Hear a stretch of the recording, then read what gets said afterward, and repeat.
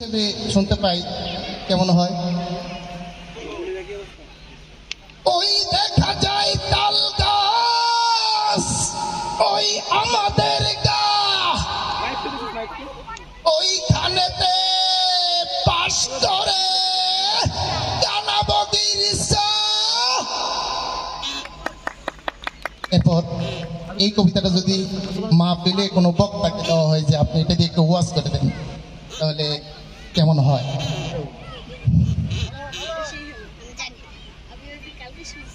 ও বাজান গো, দিলের কান খাড়া কইরা শোনেন, ওই দেখা যায় তাল গাছ, ওই আমাদের গা,